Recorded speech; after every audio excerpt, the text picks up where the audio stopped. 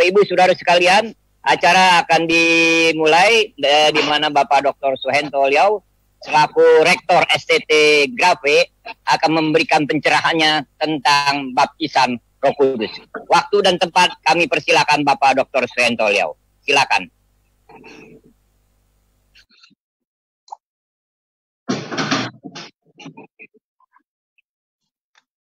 Nathan, kedengeran Pak Nathan? Kedengeran Pak, kedengeran. Ya, silakan Pak Dr. Suhento Liau untuk memulai acara di mana para peserta telah berdatangan.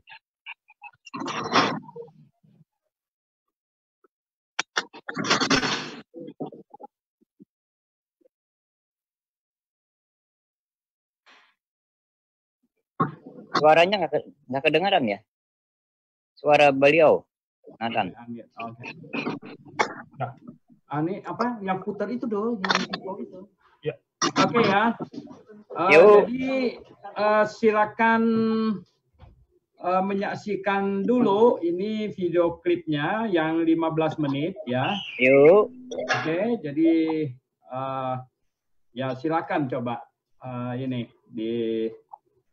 disaksikan dulu ya.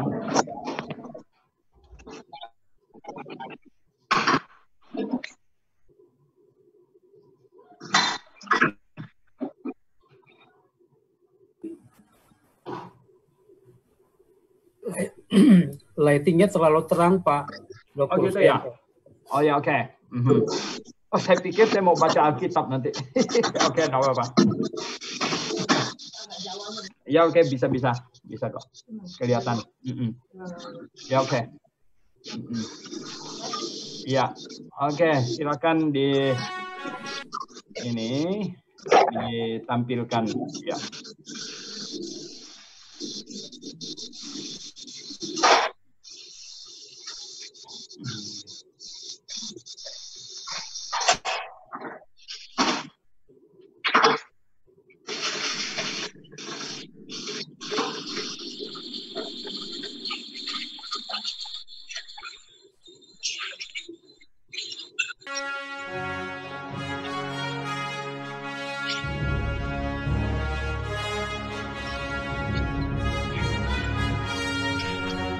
Fondasi Iman Kristen Alkitabiah.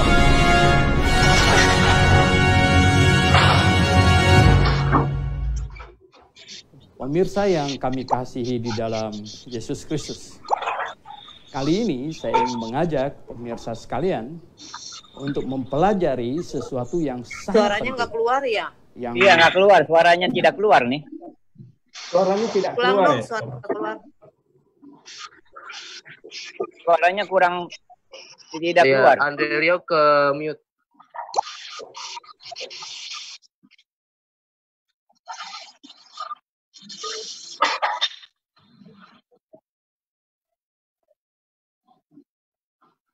Di setting dulu, Pak. Mungkin nah. Ya, keluar suaranya udah. keluar. Fondasi Iman Kristen Alkitabiah.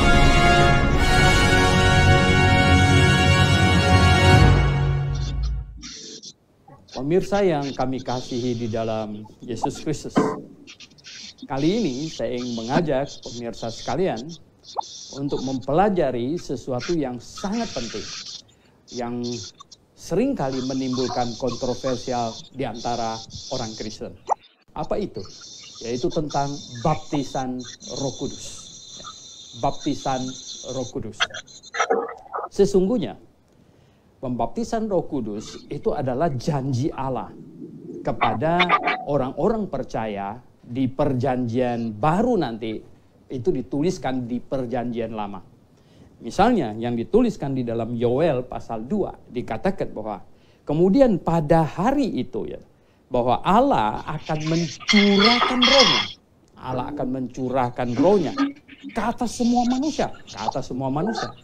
Nah, orang tanya kenapa tidak ke atas semua manusia, kenapa sebagian orang? Ya tentu yang akhirnya yang percaya saja yang dicurahkan. Yang tidak percaya dikasih rohnya bagaimana? Nah, Jadi akhirnya di Injil Matius ketika Yohanes muncul, Yohanes Pembaptis, dia muncul dan dia membaptiskan orang-orang yang percaya pada beritanya. Membaptiskan mereka ke dalam air. Membaptiskan mereka artinya apa? Memasukkan mereka ke dalam air. Dan dia berkata bahwa ya akan datang dia bilang begini, aku membaptis kamu dengan air sebagai tanda pertobatan, tetapi ia yang datang kemudian daripadaku lebih berkuasa daripadaku dan aku tidak layak melepaskan kasutnya. Ia akan membaptiskan kamu dengan Roh Kudus dan dengan api. Nah, akhirnya semua orang Kristen ingat akan ayat ini. Bahwa Yohanes Pembaptis membaptis orang, memasukkan orang ke dalam air. Dan akan datang dia nanti yang akan, ya kalau kita konsisten dengan kata baptis adalah masuk ke dalam air, berarti akan memasukkan orang ke dalam Roh Kudus dan ke dalam api. Wow, ke dalam api yang mengerikan. Jadi Bapak Ibu yang saya kasih dalam Yesus Kristus, orang-orang yang percaya pada berita Yohanes datang berbondong-bondong memberi diri dibaptis ke dalam air. Dan dia yang akan datang sesudah Yohanes Pembaptis dikatakan dialah orang yang akan membaptis ke dalam Roh Kudus atau ke dalam api. Nah, siapa dia? Yohanes sudah menunjuk dialah anak domba Allah. Bahkan Yohanes tahu posisinya karena Yohanes berkata apa? Membuka tali kasutnya pun aku tidak layak. Nah, Yesus Kristus datang, dia selisih waktu dengan Yohanes Pembaptis hanya 6 bulan. Yohanes lahir lebih duluan 6 bulan. Kemudian baru Tuhan Yesus lahir. Dan Tuhan Yesus mengajar kepada murid-muridnya, memperkenalkan dirinya adalah Mesias yang dijanjikan di Perjanjian Lama. Dia memperkenalkan. Ada banyak orang menikmati apa yang dilakukan oleh Tuhan Yesus. Bahkan mereka menikmati roti, ikan, ya, yang buta bisa melihat, ya, yang timpang sudah bisa berjalan. Dia memperlihatkan bahwa dialah Mesias yang ditunggu-tunggu oleh bangsa Yahudi. Bahkan sebenarnya semua bangsa di muka bumi ini. Dan Yesus Kristus menunjukkan bahwa dialah yang berkuasa atas tumbuh-tumbuhan, membuat pohon langsung kering. Dia berkuasa atas makhluk, ikan, ya, semuanya dikendalikannya. Dan dia berkuasa atas sakit penyakit dan lain sebagainya. Dia adalah Mesias yang dijanjikan. Yang Yohanes Pembaptis katakan yang berkuasa, berwenang, membaptis dengan atau ke dalam Roh Kudus. Nah, Bapak Ibu yang saya kasih dalam Tuhan Yesus Kristus. Kita tahu kemudian Tuhan Yesus ya ditangkap, sebenarnya dia menyerahkan diri, ya. Artinya jikalau dia mau melawan pasti mereka tidak sanggup menangkapnya, tapi dia seperti seekor domba yang keluh dan kemudian dia dipakukan di atas kayu salib, persis seperti seekor domba yang ditaruh di atas mezbah. Dan setelah dia mati di atas kayu salib, kemudian dikuburkan, dan setelah 3 hari 3 malam dia bangkit. Dan dia bertemu dengan murid-muridnya, menampakkan diri kepada mereka. Bapak Ibu yang saya kasih dalam Tuhan Yesus Kristus. Dan dia pesan kepada murid-muridnya, katanya apa? Jangan tinggalkan Yerusalem. Nantikan janji Bapa. Jadi Bapa telah berjanji. Berjanji apa? Janji Bapa itu yang dikatakan oleh Yohanes Pembaptis itu. Bahwa dialah yang akan membaptis orang-orang percaya dengan atau ke dalam Roh Kudus. Jangan tinggalkan Yerusalem. Nantikan janji Bapa. Nah, oleh sebab itulah murid-murid akhirnya mereka tidak tinggalkan Yerusalem. Tidak tinggalkan Yerusalem dari hari Paskah sampai hari Pentakosta itu adalah 50 hari. 50 hari. Jadi setelah Tuhan Yesus menampakkan diri kurang lebih 40 hari, kemudian dia kembali ke sorga, dan pada hari yang ke-50, hari ke-50 itu adalah hari Pentakosta. Pentakosta ini, hari ke-50, sebenarnya ini adalah hari peringatan tuaian pertama.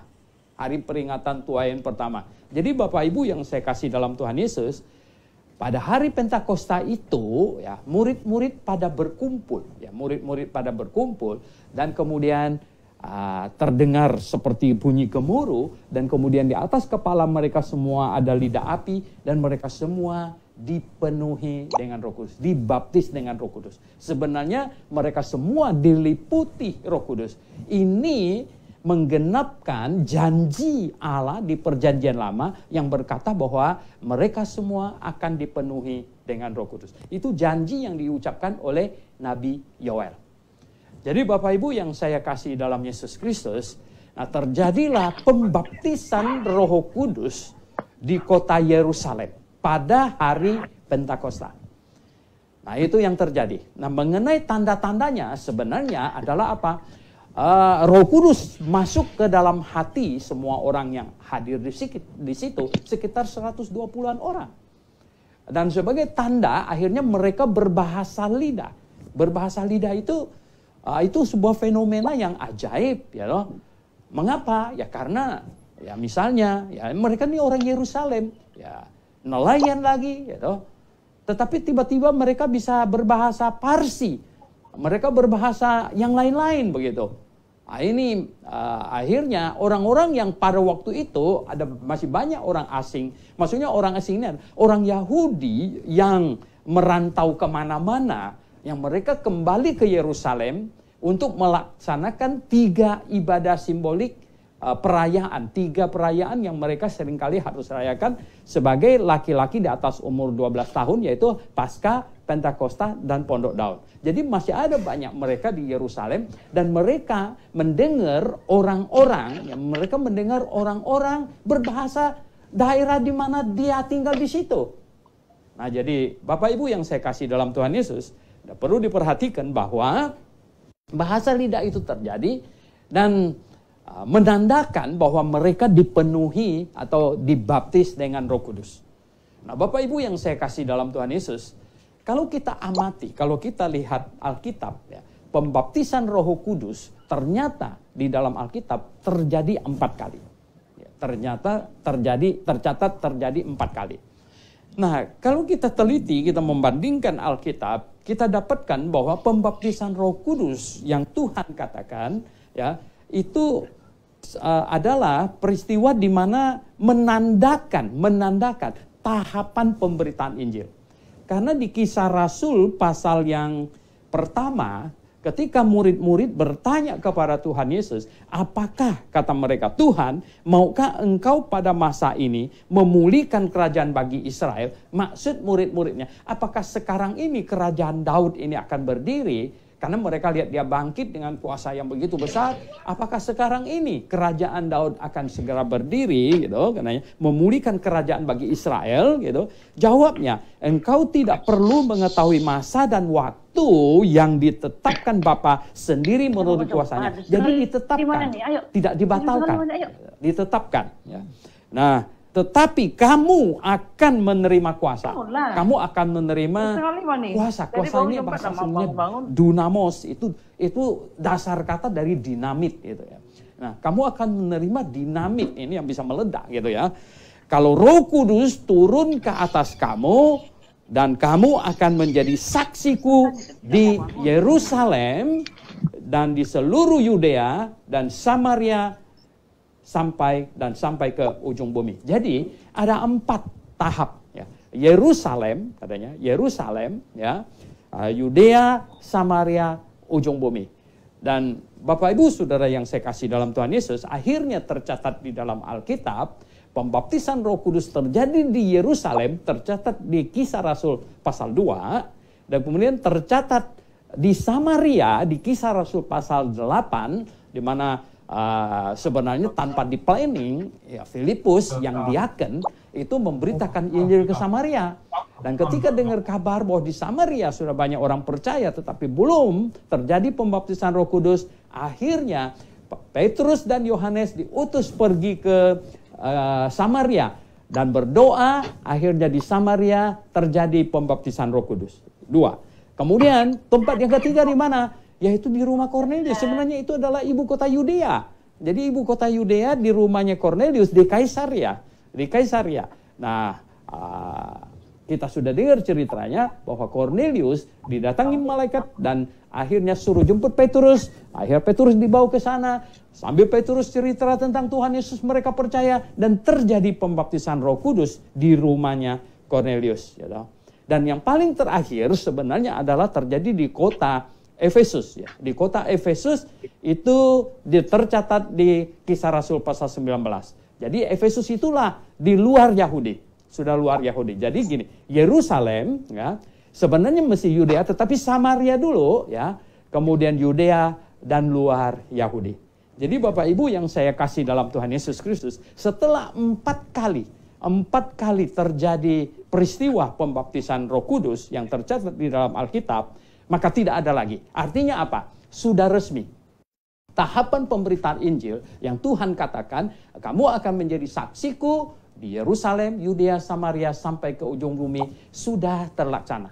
Bapak Ibu yang saya kasih dalam Tuhan Yesus, jikalau ada orang berkata ada terjadi pembaptisan Roh Kudus lagi, di mana pencurahan Roh Kudus lagi, itu sesat. Saya katakan, itu sesat. Apa ada Pantekosta kedua, Pantekosta ketiga? No, itu sesat gitu. Jadi gini, di Yerusalem terjadi pembaptisan Roh Kudus cuma 1 kali. Terus minggu depan, bulan depan, tahun depan, siapapun di Yerusalem yang bertobat percaya kepada Tuhan Yesus sudah langsung terima Roh Kudus. Begitu juga yang di Samaria, di Kaisaria, dan di mana-mana. Setelah pembaptisan Roh Kudus selesai, maka setiap orang yang bertobat dan percaya kepada Tuhan Yesus Kristus itu sudah langsung terima Roh Kudus di dalam hatinya. Jadi Bapak Ibu yang saya kasih dalam Tuhan, hati-hati, jangan sampai malah roh lain yang masuk ke dalam hatimu, yang menyamar sebagai Roh Kudus. Ini sangat bahaya. Bapak Ibu yang saya kasih dalam Tuhan, banyak orang tanya kepada saya, lalu pembaptisan ke dalam api apa? Nah, barang siapa yang tidak menerima Roh Kudus, barang siapa yang tidak percaya kepada Tuhan Yesus, yang tidak terima Roh Kudus, yang tidak terima pembaptisan Roh Kudus, sebenarnya dia akan dibaptis dengan api. Masukkan ke dalam api. Masukkan ke dalam api di mana? Anda sendiri tahu itu. Jadi Bapak Ibu yang saya kasih dalam Tuhan Yesus Kristus, setelah peristiwa pembaptisan Roh Kudus yang tercatat di dalam Alkitab, kemudian setiap orang yang bertobat dan percaya kepada Tuhan Yesus, kita menerima Yesus Kristus, menerima Yesus. Apa Yesus yang daging masuk ke dalam hati? No. Tetapi Roh Kudus. Karena Roh Kudus juga disebut Roh Yesus Kristus.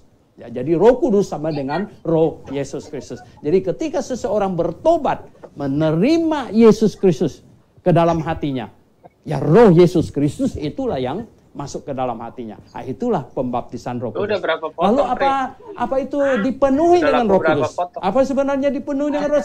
Dipenuhi dengan Roh Kudus yang dikatakan di dalam Efesus pasal 5, kalau kita lihat di Efesus Efesus yang pasal 5 dikatakan, janganlah kamu mabuk oleh anggur, karena anggur menimbulkan hawa nafsu, tetapi hendaklah kamu penuh dengan Roh Kudus. Sebenarnya penuh dengan Roh Kudus di sini dibandingkan dengan mabuk. Mabuk itu penuh dengan anggur. Jadi anggur masuk sampai anggur itu yang alkohol itu mempengaruhi dia, sehingga alkohol itulah yang mengendalikannya. Jadi kacau-kacau. Nah, maksud Rasul Paulus adalah dipenuhi dengan Roh Kudus sama dengan dikuasai penuh oleh Roh Kudus. Nah, bagaimanakah seseorang bisa dikuasai penuh dengan Roh Kudus? Adalah jikalau orang itu menghidupi satu kehidupan yang berserah kepada Tuhan.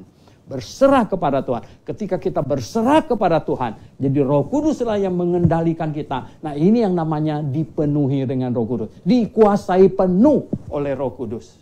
Bukan Roh Kudusnya penuh, kita seperti cangkir gitu, meluber-luber gitu. Roh Kudusnya meluber-luber. Bukan. Dipenuhi Roh Kudus sama dengan dikuasai penuh oleh Roh Kudus. Sedangkan dibaptis dengan Roh Kudus, itu artinya Roh Kudus pertama masuk ke dalam hati orang itu. Nah, kapankah Roh Kudus pertama masuk ke dalam hati seseorang? Pada saat orang itu bertobat dan percaya kepada Tuhan Yesus. Itu yang dikatakan di Efesus pasal 1 ayat 13. Sedangkan setelah orang bertobat dan percaya kepada Tuhan Yesus, menerima Roh Kudus, dimeteraikan dengan Roh Kudus, selanjutnya hidup berserah kepada Tuhan, mengikuti keinginan Roh, maka orang itu akan semakin hari semakin dikuasai penuh oleh Roh Kudus, yaitu dipenuhi dengan Roh Kudus. Saya tahu uraian ini sangat singkat. Dan jikalau Anda ingin tahu lebih banyak lagi, kiranya ini bisa menjadi perangsang bagi Anda untuk mengejar kebenaran. Salam, Maranatha.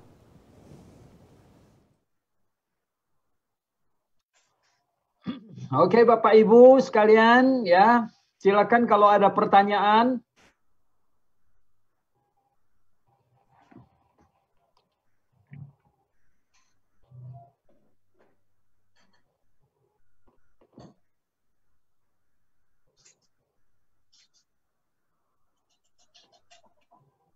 Kedengeran Pak Nathan? Kedengeran teknisi Pak Nathan? Ya, kedengeran Pak, kedengeran. Nah, kedengeran baik.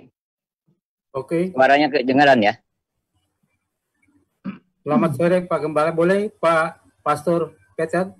Oke, mari Bapak Ibu, saudara sekalian yang telah menyaksikan video baptisan Roh Kudus dari Bapak Dr. Suhento Liao, silakan bagi yang ingin bertanya, berinteraksi, tanya jawab tanpa menimbulkan polemik, silakan Shalom. saling berdiskusi. Oke, Shalom.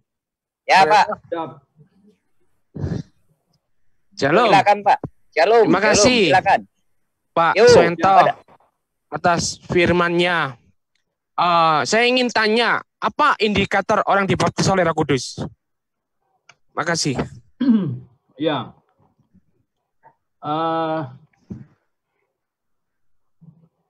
Pada masa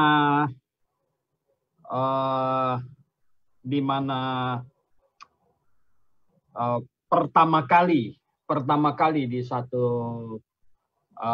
wilayah terjadi baptisan Roh Kudus, Alkitab Oke. mencatat ada fenomena yang ajaib, ya, fenomena Berbahasa yang roh. ajaib, yaitu Ya, apa? bahasa Lalia. Ya, ada bahasa lidah terjadi gitu. Tetapi selanjutnya sudah tidak lagi. Misalnya begini, di Yerusalem itu terjadi baptisan Roh Kudus itu cuma satu kali. Di Oke. Yerusalem. Ya, besoknya, minggu depannya, bulan depannya, setiap kali orang di Yerusalem yang bertobat terima Tuhan Yesus sudah langsung terima Roh Kudus. Begitu. Nah, selanjutnya akhirnya di Samaria terjadi satu kali. Nah, besoknya, minggu depannya, bulan depannya, orang Samaria yang bertobat percaya Tuhan Yesus juga sudah langsung terima Roh Kudus. Begitu. Oke. Ya. Jadi indikator orang yang dibaptis Roh Kudus tidak selalu berbahasa glosalia. Ya, betul, ya. Jadi indikator yang lain mungkin Bapak bisa terangkan, Pak Suhento, Ya. kalau tidak berbahasa glosalia, bagaimana orang bisa tahu kalau itu dibaptis Roh Kudus? Ya, karena di dalam Efesus pasal 1 ayat 13, di situ sudah dikatakan bahwa pada saat orang Ya, dimeteraikan. itu bertobat, ya langsung dimeteraikan gitu, dengan Roh Kudus gitu ya. Dan tidak Ya. dikatakan bahwa akan Ya. terjadi hal-hal yang supranatural. Oke. Jadi Pak Suhento memiliki pemahaman bahwa orang yang dibaptis atau baptiso oleh Roh Kudus itu cuma memakai sebuah pernyataan meterai. Bukan Ya. berarti bahwa dia memiliki indikasi bahwa Roh Kudus itu Di dalam hatinya. seperti bahasa di dalam hatinya. Bukan seperti kayak dia memiliki bahasa-bahasa yang baru. Atau ya, misalnya kayak orang dibaptis oleh Roh Kudus itu memiliki sebuah kegerakan itu Ya. sampai dia bergerak-gerak itu maksudnya melompat-lompat sukacita, tidak seperti itu. Tidak seperti itu. Oh, oke. Tidak seperti itu. Ya. Nah, bagaimana apakah Pak Suhento percaya ketika banyak orang di gereja Pentakosta karismatik percaya bahwa orang yang berbahasa lidah berglosalia itu indikator dari salah satu yang dibaptis Roh Kudus atau dipenuhi Roh Kudus? Ya, saya tidak percaya itu ya. Begini, Oke. karena para dukun ya, Iya. seperti mereka yang tatung dari Kalimantan Barat, ya, wudu dan lain sebagainya. Mereka juga berbahasa yang Sama. tidak bisa dimengerti, begitulah. Oke. Nah, roh apa yang aktif di dalam mereka, gitu. Oleh sebab itu kita lihat bahwa itu tidak menjadi indikator, gitu. Ya, sebab bisa saja berarti seseorang kerasukan roh dan berbahasa yang dia tidak biasa, misalnya bahasa tiba-tiba saya bahasa Rusia gitu, bisa saja gitu. Dan itu artinya tidak hanya terjadi pada murid-murid pada abad pertama, tetapi itu terjadi pada berbagai suku bangsa yang penyembah iblis, semuanya begitu. Ya, Oke. begitu. Ya. Jadi salah satu indikator cuma materai aja yang Pak Suhento bicara tentang baptisan itu. Ya, itu yang paling pasti gitu. Paling pasti, kemudian itu yang terus ada Roh Kudus atau tidak di dalamnya akan terlihat dari buah Roh Kudus. Buah Roh Kudus. Betul. Ya, buah Roh Kudus. Apakah buah Roh Kudus itu terjadi terlebih dulu atau karunia Roh Kudus itu terlebih dahulu manifestasinya ketika mereka dibaptis Roh Kudus? Tentu buah Roh Kudus yang itu, cuman buah itu tumbuhnya ya melalui waktu, ya. Semua buah tumbuh melalui waktu. Jadi perubahan pertama, ya. Jadi kita bisa lihat bahwa perubahannya, contoh saja bahwa Paulus yang tadinya Saulus pergi ke Damsyik mau menangkap orang. Pada waktu dia diselamatkan, dia langsung berubah, ya. Dia langsung berubah begitu. Ya, jadi kemudian akan bertumbuh lagi gitu. Jadi buah Roh Kudus kemudian akan makin melimpah di dalam hidupnya. Tapi diselamatkan, terjadi perubahan arah. Ya, terjadi perubahan arah hidupnya. Ya, katakanlah ketika satu penyembah berhala pagan di satu bangsa, suku bangsa tadi hutan mana begitu, ketika mendengar Injil kemudian dia bertobat, dia terima Tuhan Yesus, terjadi perubahan, ya. Jadi Roh Kudus memeteraikan dia menjadi milik Tuhan dan ada perubahan arah. Nah, kemudian dalam hidupnya akan makin hari makin bermunculan buah Roh Kudus, begitu. Oke.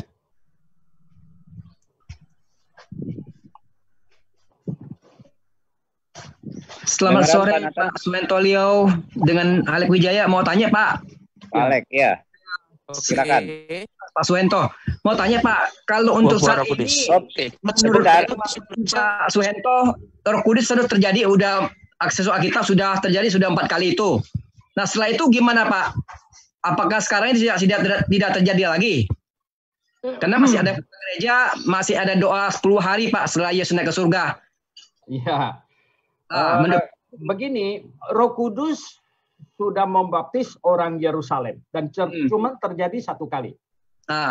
Ya jelas besoknya ada orang Yerusalem yang bertobat percaya Tuhan Yesus lagi. Minggu depannya, bulan depannya, nah semua yang bertobat percaya Tuhan Yesus sudah langsung terima Roh Kudus gitu. Jadi tidak terjadi kedua kali di Yerusalem. Begitu juga di Samaria, tidak terjadi 2 kali.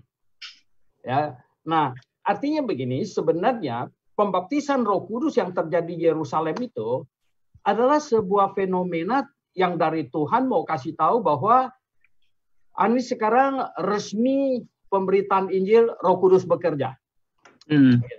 Begitu juga di Samaria. Nah, oleh sebab itu berikutnya, hari-hari berikutnya kemudian, setiap orang yang bertobat dan percaya kepada Tuhan Yesus, sudah langsung terima Roh Kudus. Lalu untuk yang saat ini Pak Suhento gimana Pak? Gereja-gereja masih ada mengenai ibadah pencurahan Roh Kudus gimana Pak? Wah, saya pikir Yusuf, kalau kami melihat itu adalah satu kesalahan gitu ya. Karena sesuatu yang sudah gitu. Ya, itu sama dengan orang Yerusalem kemudian bulan depan mereka berdoa minta pencurahan Roh Kudus lagi gitu. Bagaimana bisa? Ya kan Roh Kudus sudah dicurahkan dan tidak pernah ditarik begitu. Mau dicurahin apa lagi gitu kan? Sudah ditarik gitu. Enggak ditarik dong. Bagaimana mau curah lagi? Begitu. Iya. Ya, terima kasih Pak Suhento. Terima kasih Pak. Ya. Shalom Pak Suhento. Shalom, pelan-pelan ya satu kali. Maranatha. Siapa Pak? Silakan. Dengan Henry Hutahayan dari Surabaya. Pak Henry ya, dari Surabaya. Silakan Pak Henry. Silakan Surabaya lagi. Ya, COVID-nya makin meningkat nih. Waduh. Oke. Kemarin Presiden Jokowi datang. Waduh. Ya, oke. Silakan Pak Henry. Pertanyaan dengan tegas dan lugas. Silakan Pak Henry. Ya, pertama saya sangat senang dengan paparan pendahuluan dan jawaban yang tadi. Saya menyimaknya dengan baik dan saya bersyukur nampaknya Pak Suhento cukup berhati-hati ya. Cukup setia kelihatannya dalam membangun teologi sistematik didukung oleh biblikanya terkait dengan doktrin baptisan Roh Kudus. Saya nanya sedikit saja. Ini sudah agak santai saya karena paparannya saya amini gitu. Saya menanya sedikit aja. Kalau baptisan Yohanes Pembaptis kan tanda pertobatan. Yohanes Pembaptis murid-muridnya di padang gurun. Yohanes Pembaptis mengajar atau berkhotbah menyerukan supaya para pengikutnya, murid-muridnya itu bertobat lalu dibaptis kan begitu. Lalu kalau Yesus datang, tadi Bapak mengatakan 8 bulan kemudian lah kira-kira gitu ya. Jadi diasumsikan umur Yesus pada waktu itu 30 tahun ketika datang kepada Yohanes Pembaptis untuk memberi diri Yesus untuk dibaptis. Nah, ketika terjadi pembaptisan kan ada Yesus mendapatkan kuasa kan gitu. Mendapatkan kuasa nanti kan diperjelas nanti di surat-surat Paulus bahwa dan Injil Matius bahwa kuasa di surga dan di bumi sudah diberikan kepada Yesus. Lalu terkait dengan baptisan Roh Kudus, tadi Pak Suhento mengkaitkan dengan 4 wilayah, Yerusalem, Yudea, Samaria sampai ke ujung bumi yang adalah Efesus. Gitu. Nah, memang itu dikaitkan dengan pencurahan Roh Kudus itu dikaitkan dengan penginjilan gitu ya, amanat Yesus untuk memberitakan Injil. Nah, menurut pengamatan Bapak terkait yang terakhir tadi bahwa pencurahan Roh Kudus sebagaimana dijanjikan dalam kitab Yoel dan juga dijanjikan oleh Yohanes Pembaptis, gereja-gereja memahami bagaimana Pak? Apakah sama dengan apa yang Pak Suhento katakan atau paparkan tadi, bahwa pencurahan Roh Kudus atau pembaptisan Roh Kudus atau semacamnya, pemberitaan gereja memang sesuai dengan apa yang dimaksudkan oleh teks-teks yang saya sebutkan tadi. Itu aja Pak. Maaf saya agak terjangkut tadi dengan yang tadi saya kurang konsentrasi. Demikian Pak. Terima kasih Pak. Iya, memang itu mengganggu sangat luar biasa ya. Saya di pengalaman pertama bisa ada dari luar masuk begitu ini. Oke, begini. Ini baptisan Yohanes Pembaptis, baptisan Yohanes Pembaptis dengan Tuhan Yesus. Yang perlu sangat-sangat difahami dulu itu adalah begini. Pembaptisan Yohanes Pembaptis itu mempersiapkan bangsa Yahudi untuk menyambut Mesias mereka. Nah, seandainya semua orang Yahudi pada waktu itu, majority ya, menyambut Yesus sebagai Mesias mereka, nah, terutama sebenarnya jabatan imam dan jabatan raja, ya, ini yang sangat penting. Dan mereka menyambut Yohanes sebagai Elia, ya, karena dia sebenarnya Elia, maka ya mereka pasti akan menyambut Yesus. Nah, baptisan Yohanes Pembaptis ya itu adalah Elia yang sebenarnya menunjuk kepada Yesus Mesias bangsa Yahudi. Nah, tetapi ya, tidak lama kemudian malah Yohanes ditangkap kemudian dipenggal kepalanya. Nah, Yesus Kristus ya, ketika Yohanes dipenggal kepalanya dia langsung menyingkir. Nah, ini kalau utusan raja sudah dipenggal ya, berarti ini sudah tidak diterima gitu. Nah, berarti Yesus Kristus tidak diterima oleh bangsa Yahudi. Nah, terlebih lagi ya, setelah penyaliban ya, ini sudah berarti pada waktu penyaliban kan sebenarnya itu adalah gubernur Roma menawarkan kepada bangsa Yahudi, lihatlah ini raja kalian, ya, dan tidak diterima, tidak diterima, dan mereka malah bilang salibkan dia, salibkan dia. Jadi Yesus Kristus disalibkan, tidak diterima. Nah, oleh sebab itu janji Allah yang di Perjanjian Lama yang di Yehezkiel pasal 23, Yoel 28 bahwa aku akan mencurahkan seluruh rohku, katanya semua itu. Nah, itu tidak terjadi kepada bangsa Yahudi. Ya, tidak terjadi kepada bangsa Yahudi. Akhirnya itu dicurahkan hanya kepada sekelompok kecil orang yang percaya. Nah, itu jadi tidak sebenarnya kalau kita baca janji di Yehezkiel dan di Yoel itu sebenarnya pencurahan untuk seluruh bangsa Yahudi gitu. Itu sebenarnya dengan catatan kalau mereka menyambut Elia dan mereka menyambut Yesus Kristus, Sang Jehovah yang datang.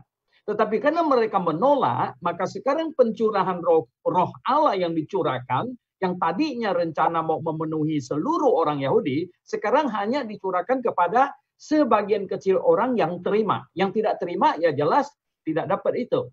Nah, itulah akhirnya kepada kelompok yang menerima ini, yang sejumlah kecil saja, nah ini sekarang menjadi elemen, menjadi institusi, akhirnya ini menjadi jemaat lokal, ya, dan Tuhan perintahkan sekarang go public, ya, pergi jadikan sekalian bangsa muridku.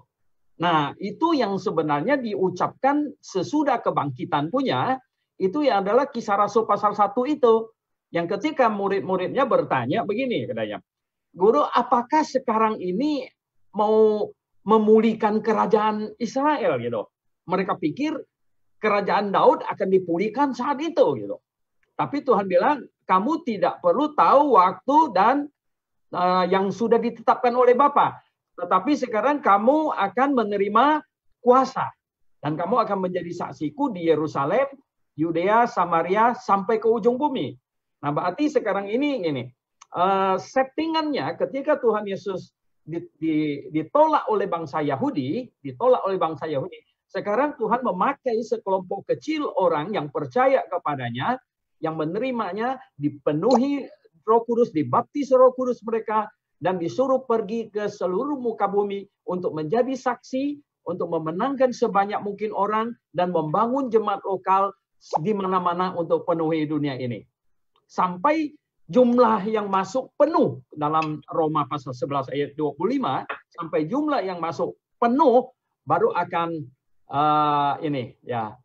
selesai masa ini, dan akan masuk kembali tawaran kepada bangsa Yahudi lagi gitu. Dan bangsa Yahudi akan masuk ke dalam tribulation, ya, ke dalam penderitaan amat sangat, ya, yang sampai mereka benar-benar mengakui Yesus adalah Tuhan dan Juru Selamat. Dialah Raja yang dinantikan itu. Nah, barulah akan masuk kembali lagi nanti ke dalam kerajaan Daud yang dijanjikan.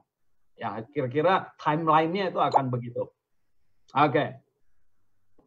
Sambung lagi Pak Suhento, sedikit aja. Kerajaan Daud yang akan terjadi lagi nanti, yang terakhir Pak Suhento sebutkan tadi. Begini, kalau kita kaitkan lagi dengan kisah para rasul tadi, istilah memulihkan kerajaan bagi Israel, permintaan atau pertanyaan para murid kan. Dugaan saya bahwa para murid masih berpikir secara politis, bukan sebagai spiritual. Lalu kita hubungkan dengan pernyataan Pak Suhento tadi, sesudah tribulation tadi kan.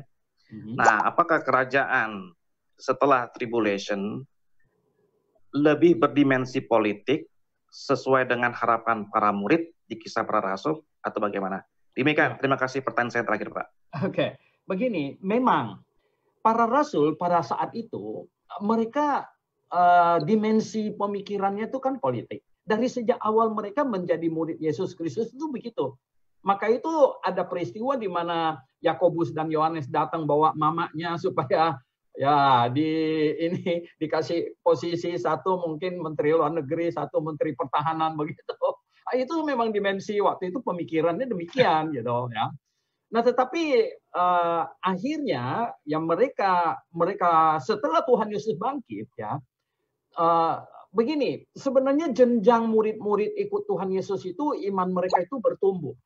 Jadi banyak orang tidak menyadari begini, pada waktu murid-murid datang ikut Tuhan Yesus, start awalnya itu dia guru gitu. Ya, orang Yahudi kan memang mengangkat yang pintar diangkat jadi guru gitu, guru gitu. Ya, kemudian meningkat, dia nabi gitu. Ya oke, lumayan kan bisa bikin, wah ini perkataannya hebat dan bikin mujizat, dia nabi gitu. Dan kemudian Tuhan Yesus sempat tanya sama mereka, menurut orang siapa aku ini? Dan mereka bilang nabi ini itu dan menurut kamu siapa aku ini? Ya tuh akhirnya Petrus yang jawab, engkau Mesias anak Allah yang hidup. Oke, guru meningkat jadi nabi, meningkat jadi Mesias. Untuk menerima bahwa dia adalah Allah Yehova, oh itu nggak gampang itu. Sampai hari ini pun saksi Yehova masih tidak mau percaya. Nah, setelah bangkit, sebagian mereka masih ragu, nggak berani menyembah dia, gitu. Ya, karena wah ini kan gimana? Ya, orang Yahudi kan ketat sekali kalau bukan Yehova nggak boleh disembah, gitu. Nah, oleh sebab itu Tuhan Yesus bilang segala kuasa di langit maupun di bumi sudah diserahkan padaku. Nah, jangan khawatir menyembah saya, gitu. Nah, terlebih sebenarnya setelah Roh Kudus turun, ya setelah Roh Kudus turun, mereka semua akhirnya Roh Kudus menerangi pikiran mereka. Nah, baru dimensi rohani itu jalan, gitu. Ya. Nah, dimensi rohani jalan.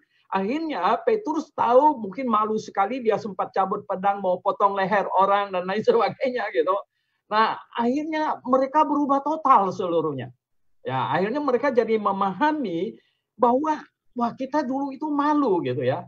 Mau minta jabatan segala macam itu malu. Akhirnya mereka mulai paham, ya, paham. Dan Roh Kudus bekerja di dalam hati mereka yang memenuhi mereka. Akhirnya mereka sekarang kan mau pergi menjadikan sekalian bangsa murid, ya, sampai mereka menderita dan hampir semuanya mati syahid semuanya. Nah, itu yang Bapak tanya. Nah, sekarang kita ada di zaman itu sampai masuk tribulation nanti, ya, sebelumnya kita akan terangkat dan kemudian akan masuk dalam kerajaan 1000 tahun.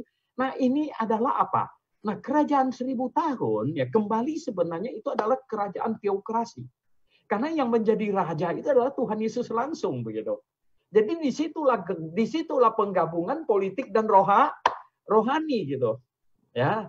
Karena semua orang harus menyembah kepada yang raja sekarang yang sedang memerintah ini gitu. Oke ya. Ya, salam Pak Suhento. Ya. Salam. Ya, perkenalkan Pak, saya Poli Lembu. Saya berada di Pulau Nias, Provinsi Sumatera Utara. Baik. Jadi saat ini kita di Pulau Nias. Dan saya pertama-tama saya berterima kasih sekali ya atas pertemuan yang dilakukan melalui Zoom ini.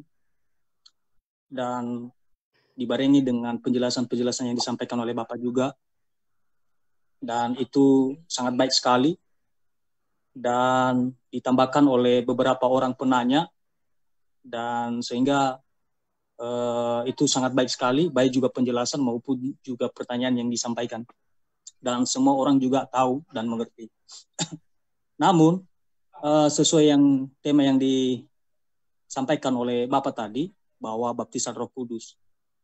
Nah, di sini juga itu adalah aturan dan ketetapan, yaitu percaya, dibaptis, lalu terima hidup yang baru. Artinya, sekarang bagaimana kita bisa mengetahui, baik pun orang-orang yang sebelum juga Kristus datang, maupun kita yang sekarang ini.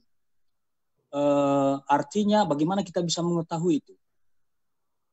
Nah, mengetahui itu artinya tidak ada yang datang dari bawah. Maksudnya dari manusia, pengetahuan itu. Tetapi pengetahuan yang datang dari Allah yaitu melalui Roh. Nah,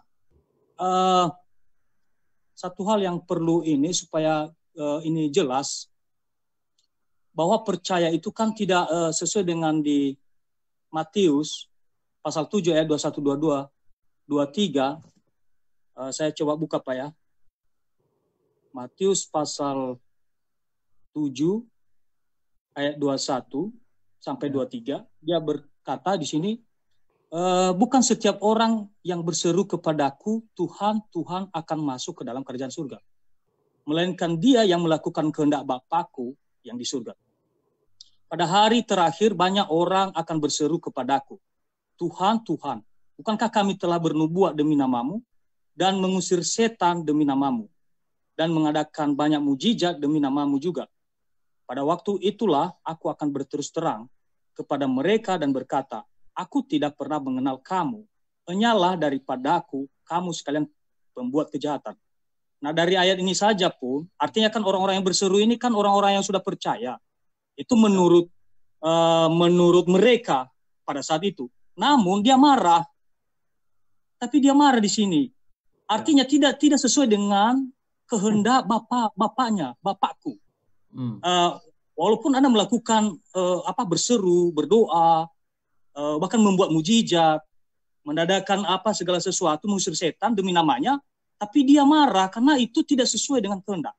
Nah, artinya juga banyak orang secara pengetahuan, Pak, artinya percaya, kan seperti yang Bapak jelaskan tadi, bahwa orang-orang yang dibaptis itu adalah orang-orang yang percaya. Persoalannya bagaimana percaya? Percaya supaya percaya itu Allah menerima itu. Bukankah kita manusia ini saat ini, Pak, ini berbagai macam, beragam macam, apalagi kita sebagai orang Kristen, kita banyak sekte, Pak. Belum lagi kita berbicara masalah agama-agama. Oke. Dan berbicara kita masalah agama, Pak, semua agama itu baik. Tujuannya baik. Apa itu?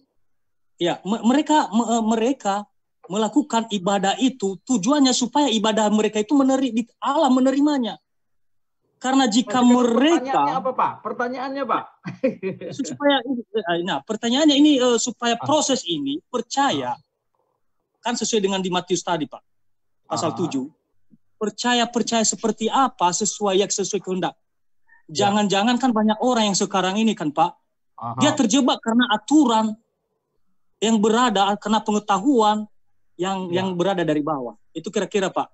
Maksudnya proses percaya, mengapa orang dibaptis? Nah, percaya bagaimana? Supaya kita diterima, layak diterima. Gitu, Pak. Oke, begini, Pak. Pak, siapa namanya, Pak? Pak Poli, Pak. Pak Poli. Ya, Pak Poli begini, Pak Poli. Ya, Pak. Masalah iman ini, itu ada dua hal yang sangat penting. Satu, masalah hati orang. Satu, masalah yang dipercayai, pengajaran. Ya, jadi begini, hati orang tuh harus benar. Ya, ada hati orang yang main-main, gitu. Ada hati orang yang sangat sungguh. Ada hati orang yang seriusnya 50%, atau 60%. Ini masalah hati. Dan yang kedua, ini masalah apa yang dipercayai. Ada orang hatinya sangat sungguh, sangat serius. Tetapi yang dipercayai salah. Nah, berarti imannya salah. Nah, ini yang harus dicamkan. Jadi idealnya hati sangat sungguh dan pengajaran yang diimani sangat benar. Ini idealnya. Gitu. Ya. Jadi hati orang itu sangat sungguh, sedangkan pengajaran yang diimani sangat benar, gitu. Ini idealnya. Nah, sangat benar ini perkataan atau pernyataan sangat benar. Benar menurut apa? Nah, benar menurut ada dua. Benar menurut apa? Ada dua. Yang pertama, benar menurut Alkitab. Ya, jadi benar menurut Alkitab artinya gini. Didukung oleh ayat-ayat Alkitab. Ya, jadi kesimpulan itu harus sesuai dengan ayat Alkitab. Nah, itu yang pertama. Yang kedua, kesimpulan itu harus sesuai dengan akal budi. Nah, Tuhan Yesus di dalam menyatakan intisari dari hukum Taurat, dia tambahkan kata mengasihi Tuhan dengan segenap akal budi. Segenap akal budi. Nah, mengasihi Tuhan dengan segenap hati, segenap jiwa, segenap kekuatan. Oke? Tapi perlu mengasihi Tuhan dengan segenap akal budi. Nah, mengasihi Tuhan dengan segenap akal budi itu artinya masuk akal. Ini bukan masalah sekolah berapa tinggi. Ya, bukan masalah sekolah berapa tinggi. Tapi manusia, kita mempunyai akal sehat yang Tuhan kasih kepada kita. Akal sehat. Yang bisa memilah akal sehat kita bekerja dengan hati kita, dan ini akan menjadi ini kemampuan seseorang untuk menilai sesuatu itu benar atau salah, ya, antara akal budi dan hatinya sebenarnya. Dan ya, kalau hanya akal budi dan hati saja tanpa ada Alkitab, itu namanya filsafat. Tetapi akal budi dan hati, ya, plus dilandaskan tidak boleh keluar dari ayat Alkitab. Nah, itu baru pengajaran yang benar gitu. Jadi begini Pak Poli, ya. Yang di Injil Matius pasal 7 itu, yang di Injil Matius pasal 7 ya, itu sebenarnya harus menjadi peringatan bagi semua orang percaya. Apa persoalannya? Ya, ini harus sungguh-sungguh serius untuk menyelaminya, untuk menggalinya, mendapatkan permasalahan apakah yang menyebabkan ini orang yang berseru-seru kepada nama Tuhan. Ini kan pasti orang Kristen ini. Ini bukan orang biksu dari Himalaya, ini Kristen. Tetapi mengapa mereka ditolak? Gitu. Mengapa mereka ditolak? Dan kelihatannya di sini, ya, mereka melakukan 3 hal, ya. Ini kan katanya mengenai ini di akhir zaman ini. Mereka melakukan 3 hal yang sebenarnya, ya, kalau kita lihat dari terang Alkitab, 3 hal ini sudah selesai punya. Ya, nomor 1 mereka bernubuat katanya. Nah, bernubuat tuh begini. Nah, ini sebenarnya menyangkut banyak hal. Apakah Alkitab ini yang di tangan kita ini adalah firman Tuhan yang sudah final atau firman Tuhan yang masih boleh disambung? Ya, Nah, kalau ini Alkitab ada yang di tangan kita ini adalah firman Tuhan yang sudah final, ya, tidak boleh disambung lagi. Oke? Kita bilang ini sebenarnya kanon tertutup, bukan kanon terbuka. Artinya apa? Alkitab ini satu-satunya firman Tuhan. Ya, dia bukan salah satu firman Tuhan. Alkitab ini satu-satunya firman Tuhan. Nah, bersamaan dengan itu, kita harus percaya bahwa proses Tuhan menurunkan wahyu sampai kitab Wahyu pasal 22 ayat 21 selesai. Sesudah itu Tuhan tidak turunkan wahyu lagi. Sudah selesai. Ya, tidak boleh ada penambahan wahyu lagi gitu. Jadi ketika Mr. M bilang dia dapat wahyu, nah mungkin kita bilang itu tidak mungkin. Ya. Kemudian Mr. J. Joseph Smith bilang dia dapat wahyu, dia tulis kitab namanya Kitab Mormon, kita bilang nonsen, itu tidak mungkin punya. Ya, dan banyak lagi. Jadi siapapun yang berkata dia bilang dia dapat wahyu, sesudah kitab Wahyu pasal 22 ayat 21, kita bilang itu impossible. Itu tidak mungkin. Nah, dari sini Pak Poli, kita bisa dapatkan begini. Kenapa Matius pasal 7 ayat 21 sampai 23, orang yang bernubuat itu diusir sama Tuhan? Ini ngawur karena dia.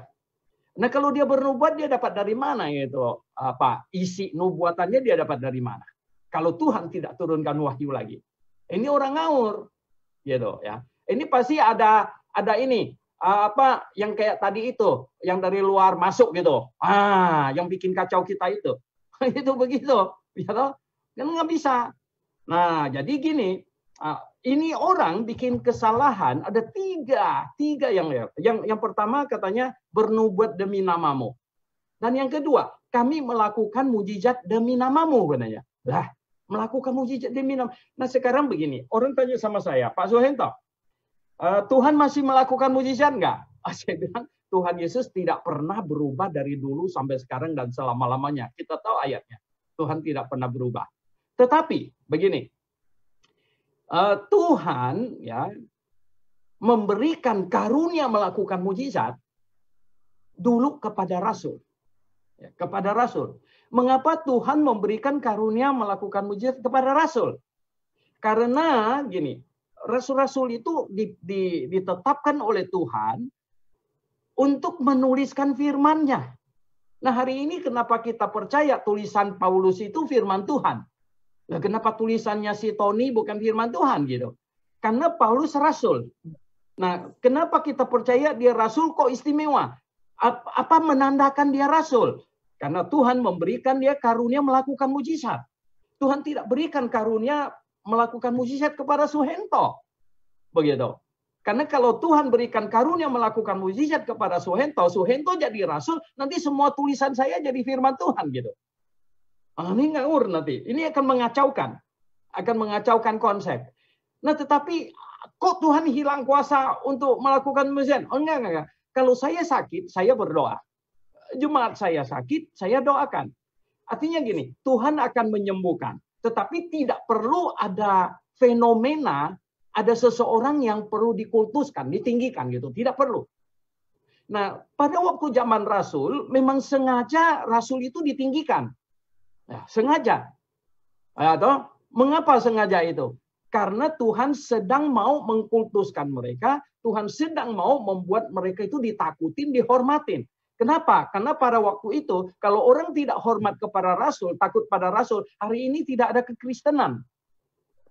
Nah, jadi ini kita harus sangat mengerti ini. Nah, kenapa hari ini tidak perlu kasih Suhento kuasa untuk melakukan mujizat? Apakah supaya saya bisa beli pesawat jet? Gitu. Ngawur ini, ya toh. Nah, kita bilang no, ya toh. Tidak begitu, ya. Hari ini Tuhan cukup kasih saya hikmat untuk menjelaskan Alkitab, gitu. Nah, rasul-rasul dikasih karunia melakukan mujizat. Mengapa? Karena mereka rasul yang Tuhan pakai untuk start awal kekristenan dan menuliskan Alkitab. Nah, jadi yang akhir zaman muncul lagi orang yang bernubuat, yang bikin melakukan mujizat segala macam. Ini ngawur ini orang. Nah, itu makanya Tuhan usir ya. Nah, kemudian apa? Yang nomor 3, mengusir setan katanya. Waduh, ini yang paling sulit. Satu ini paling sulit ini. Mengusir setan. Banyak orang tanya sama Pak Suhento, lah kenapa kok mengusir setan kok nggak boleh lagi gitu? Oh iya, sebenarnya tuh begini, setan sudah dikalahkan. Ya, setan sudah dikalahkan. Nah, banyak orang hari ini ya yang kerasukan setan itu adalah karena dia mengundang, karena dia memang mau gitu. Contohnya mereka yang acara cap gome tatung di Singkawang itu memang dia undang setan gitu. Lah, lu pergi usir aja. Setan tuh akan bilang apa? Lah, apa urusan sama kamu? Yang punya badan mau saya kok. Gitu. Ya. Nah, ini kan jadi kacau gitu. Nah, hari ini ya, dan banyak hamba Tuhan tidak sanggup membedakan antara orang tuh psikotik ya, sakit jiwa dengan kerasukan gitu. Oh, saya sudah banyak sekali pengalaman ya. Kata mereka ada setan ini orang. Saya bilang enggak ada setannya, ya toh. Coba saya bilang ya toh. Kasih dia makan tai ayam saya bilang. Ya toh. Itu orang dia bisa dengar. Dia dengar mau dikasih makan tai ayam, cepat dia bangun. Lalu saya bilang mana ada setannya. Waduh. Ya kan, jadi begini. Kadang-kadang dia begini ini kok. Ya toh. Orang bilang dia kerasukan. Saya bilang enggak ada. Mana setannya? Saya bilang. Ya toh. Kasih dia makan tai ayam itu ambil situ saya bilang. Dia bangun cepat, ya toh. Nah, itu udah bohong itu. Ya, jadi gini ya. Hari ini ya, kita tahu kalau orang kerasukan setan itu karena orang itu memang mengizinkan mengundang setan masuk. Setan nggak bisa sekarang dia rasukin Trump aja kalau gitu, ya nggak. Nah, rasukin ini Pak D kita aja gitu ya toh. Ini nggak, bukan begitu ya. Nah, jadi hati-hati ya. Nah, mengapa di Matius pasal 7 ayat 21-23 itu orang diusir sama Tuhan? Nyala. Ini orang ngaku-ngaku dia percaya Yesus, ngaku-ngaku dia murid Yesus. Malah dibilang kami bernubuat demi namamu, kami melakukan mujizat demi namamu. Tuhan bilang no, aku tidak kenal kamu gitu. Karena salah. Tadi itu yang ada. Jadi hatinya bisa benar, tapi pengajarannya salah. Oh, ini sangat bahaya loh. Ya. Oke, Pak Poli ya. Mari. Ya, artinya gini Pak, ini masih ngambang ini sama saya kan Pak. Artinya penjelasan itu kan tidak tersentuh. Jadi sebenarnya kan oleh karena sesuatu kata yang disampaikan atau sabda atau Injil yang disampaikan, telinga, karena Yesus berkata, siapa yang punya telinga hendak dia mendengar. Jadi oleh karena kata Injil yang disampaikan, sehingga saya percaya. Nah, itu maksudnya karena gini. Sebenarnya kan orang-orang yang di Matius pasal 21 itu ini ayat 21 dia berkata, tidak semua orang yang berseru. Kan kita juga berseru kan, orang Kristen semua berseru. Dia berdoa, berseru kepada nama Tuhan. Jadi supaya ini jelas Pak. Jadi artinya jadi itu maksudnya. Jadi apa sih kata yang berseruan apa yang harus kita sehingga Allah menerima sesuai dengan kehendak Bapa di surga. Oke, begini Pak Poli ya. Start awal kekristenan itu Injilnya masih lumayan murni. Karena apa? Start awal kekristenan menyuruhkan percaya kepada Yesus yang disalib, yang oleh mayoritas masyarakat waktu itu diyakini penjahat. Ya kan, disalib. Tapi oleh segelintir orang meyakini itu Mesias, itu juru selamat, itu Allah malah, gitu. Oke? Nah, Injilnya start awal itu sangat murni. Tetapi kemudian berjalannya waktu, penyesatan muncul. Nah, iblis itu pinter, gitu. Pinter dia apa? Daripada melawan-lawan pemberita Injil, melawan mereka, lemparin batu dan lain sebagainya pakai orang, lebih baik bikin kekristenan palsu. Ya, ini akan jauh lebih dahsyat gitu. Nah, oleh sebab itulah maka ya di akhir-akhir abad pertama mulai muncul penyesatan gnostik, ya. Mulai penyesatan. Bahkan ya di dalam 2 Korintus pasal yang ke-11, ya coba dilihat di 2 Korintus pasal 11, ya. Itu Paulus menegur, rupanya di situ mulai muncul, di Korintus mulai muncul ada pemberitaan Yesus lain. Ya, pemberitaan Yesus lain, ada Injil lain. Dan juga ada roh lain rupanya bekerja. Coba saya bacakan. 2 Korintus pasal 11 ayat 4. Bilang gini. Sebab kamu sabar saja. Jika ada seorang datang memberitakan Yesus yang lain daripada yang telah kami beritakan, atau memberikan kepada kamu roh lain, roh yang lain daripada yang telah kamu terima, atau Injil yang lain daripada yang telah kamu terima. Jadi lihat ini. Yesus yang lain, roh yang lain, Injil yang lain. Masih sangat awal loh. Nah, ini di Korintus. Hari ini jauh lebih banyak lagi gitu. Ya, sekarang ada ribuan denominasi Pak Poli. Ya, jelas Yesus lainnya banyak sekali gitu. Ya, jadi Yesus lain. Wah, hari ini orang tanya sama saya, Pak Sohito, Yesusnya bagaimana ini? Apakah Yesus saya dengan Yesus gereja Katolik sama? Nggak boleh, saya bilang beda. Loh, kenapa bisa begitu katanya? Loh, Yesus saya jadi anak Maria hanya sampai mati di atas kayu salib. Ya. Nah, kalau Yesus mereka sampai sekarang masih anak Maria. Lah, sebenarnya itu bukan Yesus saya. Begitu. Yesus saya dengan Yesus saksi Yehova beda nggak? Oh, beda, saya bilang. Beda jauh. Nah, Yesusnya saksi Yehova bukan Allah. Yesus saya Allah. Coba lagi gitu. Nah, orang Kristen perlu kritis. Jadi orang Kristen yang percaya dengan kritis. Bahkan orang tanya saya yang di kalender itu bukan Yesus saya yang dipasang di atas bukit, ya toh, di Toraja, di Manado, di Papua, di mana-mana. Saya bilang itu bukan Yesus saya. Yesus saya enggak begitu yang di atas sana itu. Ya. Yesus saya enggak tahu mukanya macam apa. Itu gambar-gambar Yesus itu kan muncul sesudah abad keempat. Ya. Itu kan sembarangan punya. Ada orang pasang itu di rumahnya, doa-doa hadap itu foto. Oh, terima kasih Tuhan Yesus. Saya bilang, itu artis itu. Itu Robert Powell punya foto.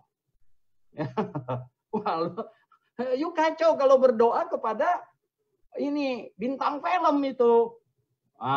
Ini orang Kristen ya. Kami ya bangkit dan menyerukan kepada orang Kristen dimanapun Anda berada. Mari jadi orang Kristen yang beriman dengan kritis. Dan ada Tuhan taruh akal budi di kepala kita, taruh firman-Nya di tangan kita. Kita harus serius gitu dalam beriman. Supaya apa? Jangan nanti malah kita dienyahkan pula. Wah, bisa kan? Wah, rugi besar itu. You know? Nanti kita mau datang sama Tuhan bilang, enyahlah engkau Suhento, aku tidak kenal kamu. Nah ampun, kenapa bisa begitu? Nah, karena apa? Kita tidak kritis. Yang kau sembah itu dulu itu bintang film, itu Robert Powell, gitu. Ya kan? Begitu. Nah ini lanjut Pak. Ini jadi supaya ini dasar saya nanti percaya Pak, karena saya mau ini terima roh, baptisan roh. Jadi supaya ini tidak berkesalahan sesuai dengan di pasal 7, maksudnya bagaimana? Yesus yang mana yang harus percaya? Artinya apa kebenaran di dalam diri Yesus itu, Pak? Itu Pak. Oke, begini. Tidak boleh menyimpang dari Alkitab, Pak. Ya. Yesus yang kita percaya tidak boleh menyimpang dari Alkitab. Ya. Nah, Tuhan sudah kasih ini di tangan kita. Ini pedoman. Ya, kalau Bapak beli apa misalnya? Beli satu alat elektronik, dikasihkan buku petunjuknya, manual booknya. Ini dia. Ya bagaimana cara mengoperasikannya, ini dia. Jadi kita ini sekarang beriman, gitu. Nggak boleh keluar dari sini, gitu. Ya, nggak boleh keluar dari sini. Dan ya kita harus konsisten ini. Firman Tuhan hanya sampai kitab Wahyu pasal 22 ayat 21. Tidak ada lagi mimpi yang dari Tuhan. Tidak ada lagi. Jadi pengkhotbah yang mimpi itu ketemu entah apa gitu ya, atau ketemu bercumbu dengan perempuan segala macam itu yang cakep itu nggak benar itu. Itu tidak benar, gitu. Tidak ada lagi mimpi yang dari Tuhan. Ya, sesudah Alkitab selesai. Oleh sekarang ini, satu malam berapa miliar orang mimpi. Tadi malam aja saya mimpi beberapa kali, bangun tidur lagi mimpi, bangun tidur lagi mimpi. Lah yang mana yang dari Tuhan? Ya toh? Nggak bisa, ya. Sekarang tidak ada lagi mimpi yang dari Tuhan. Apalagi sekarang ada orang bernubuat. Tempo hari ini pada waktu pemilihan presiden yang tahun 2000 berapa itu. Wah katanya, itu bapak yang naik kuda itu akan jadi presiden. Ternyata nggak jadi. Ini yang nubuat ini kacau ini. Yang macam begini nanti akan dienyahkan oleh Tuhan. Ya, begitu. Itu tidak benar gitu. Halo boleh Bapak. Artinya kan saya juga mau berbagi juga ini kepada saudara-saudara yang lain kan Pak, supaya apa dasar nanti saudara-saudara saya yang lain ketika saya dengar penjelasan dari Bapak, jadi saya bisa sampaikan, saya bisa menolong saudara saya yang lain. Jadi itu makanya karena saya rindu sekali ini penjelasan Bapak. Maksudnya karena ini Yesus yang mana? Tadi Bapak bilang Yesus yang ada di dalam Alkitab. Jadi satu poin saja Pak, yang di dalam Alkitab itu apa Pak? Yesus yang mana Pak? Supaya saya bisa nanti tahu kepada yang lain Pak. Ini Pak.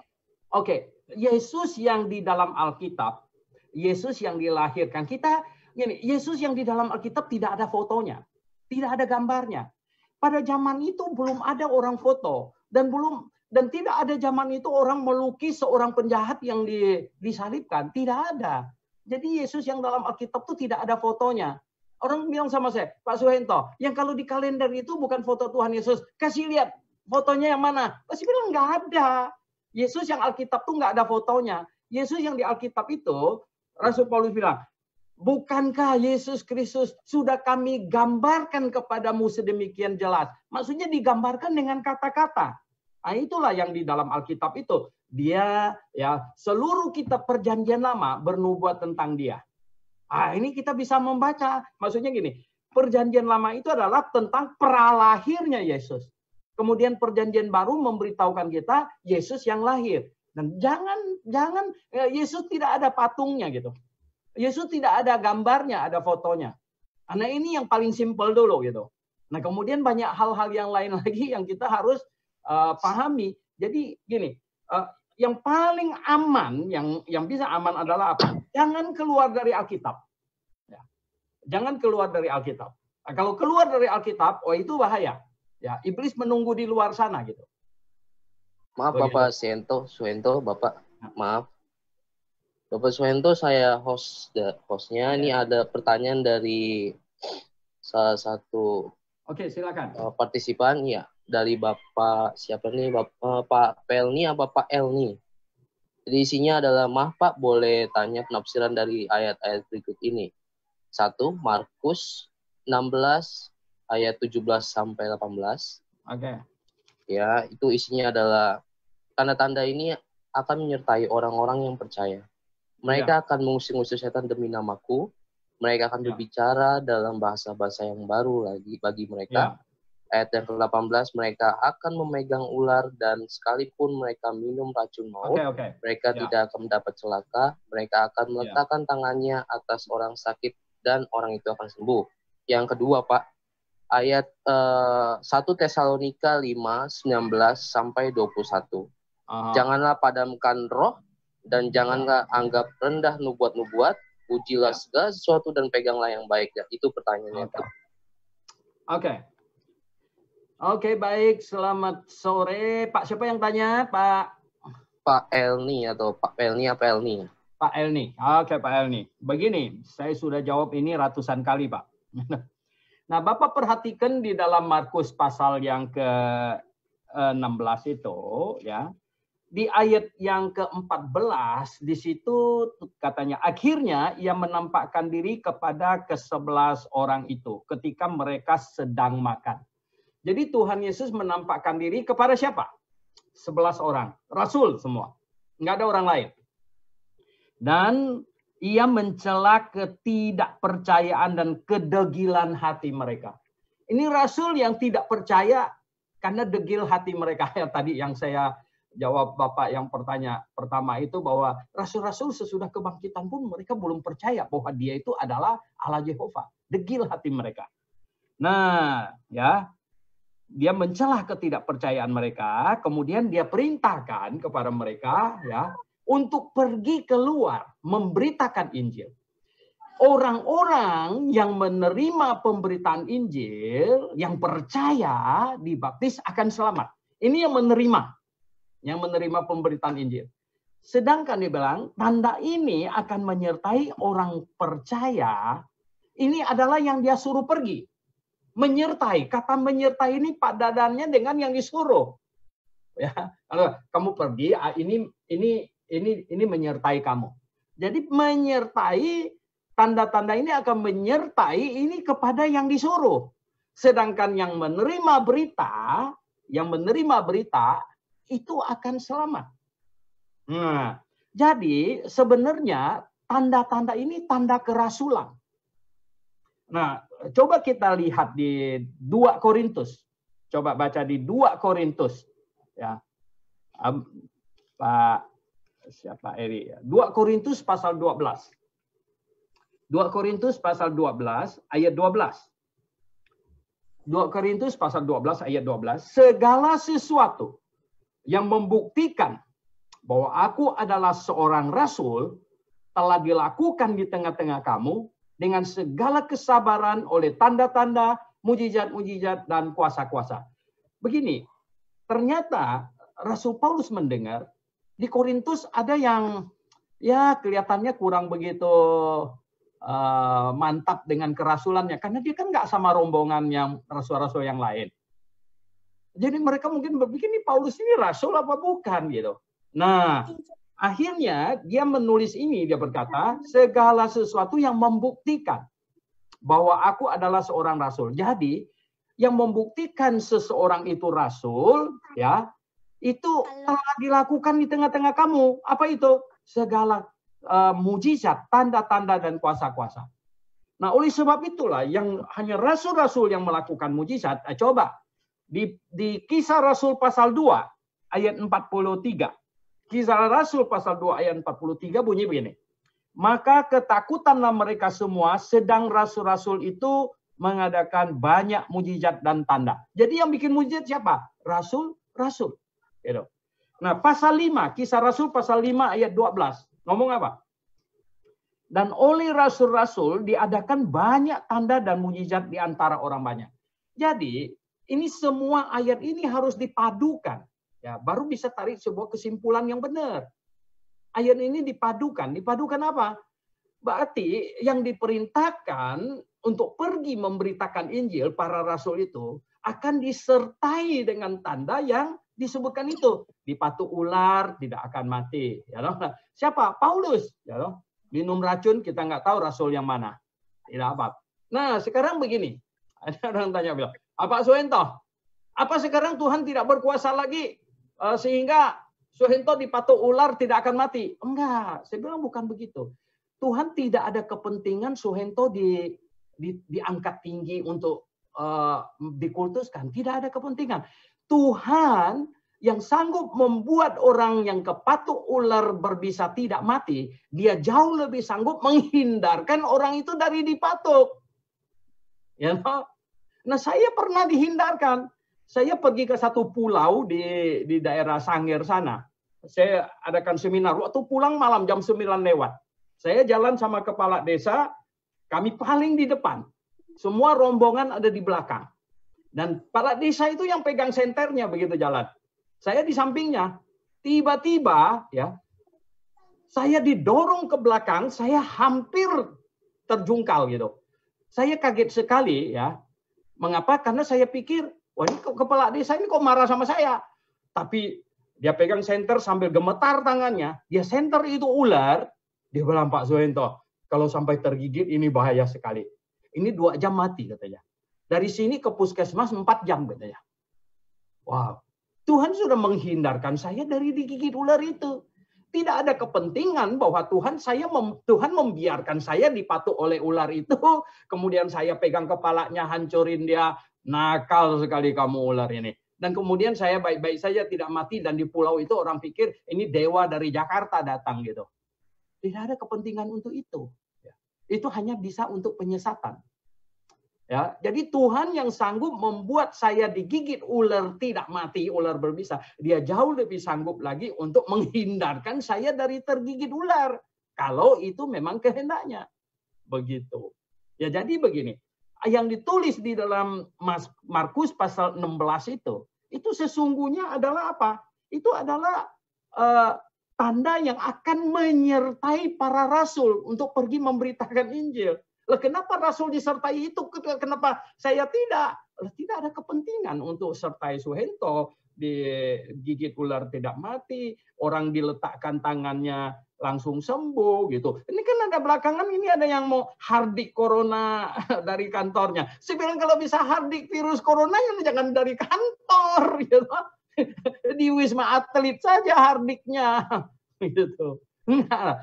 Tuhan tidak ada kepentingan untuk membuat itu lagi. Hari ini ya orang mau percaya Tuhan, kita injili dia, jelaskan dia kebenaran. Begitu. Ya. Ini zaman orang kuliah. Kenapa penginjilan terhenti? Kenapa penginjilan selama ini tersendat? Tahu nggak kenapa? Karena orang Kristen, ya, zaman dulu abad 19-20 itu menginjil orang-orang di hutan sana yang belum pakai baju segala macam, menginjilnya gampang. Dan mereka nggak sekolah gitu. Ya. Nah sekarang di abad 21, ini nginjil nggak gampang ini. Ya. Ini orang sudah kuliah S1, S2. Kita harus bisa berargumentasi. Bukan pokoknya nggak bisa gitu. Ya. Oke, jadi Markus pasal 16 itu jelas omongnya kepada rasul gitu. Dan itu bukti kerasulan. Maaf Pak Suhento, waktunya masih ada. Ada pertanyaan lagi mau dijawab atau? Oke, boleh. Jadi ada pertanyaan lagi dari Bapak Kenny. Dari Bapak Kenny ada pertanyaan. Yang pertama ada 4 pertanyaan Pak. Yang pertama, apakah Bapak bisa membeda-bedakan bahasa roh? Pertanyaan yang kedua, apakah orang yang marah berarti tidak ada Roh Kudus di dalam dirinya? Yang ketiga, masing-masing gereja ada yang baptis tuang, cuman kepala yang disiram, ada juga baptis yang selam. Apa bedanya? Yang keempat, Pak, yang terakhir, apakah kalau kita bisa berbahasa roh, berarti sudah dipenuhi oleh Roh Kudus. Terima kasih Pak, dari Pak Kenny. Oke, tolong saya ingatkan ya. Baik Pak. Yang pertama tadi, apakah Bapak bisa membedakan bahasa roh, membeda-bedakan bahasa roh? Oke, begini. Sebenarnya kalau menurut Alkitab itu bukan bahasa roh, itu bahasa lidah. Terjemahannya yang benar. Makanya di bahasa Inggris disebut apa? Speaking in tongue, glossolalia. Nah, bahasa roh ini salah terjemah. Salah terjemah. Nggak ada kata roh di balik di bahasa aslinya tuh tidak ada.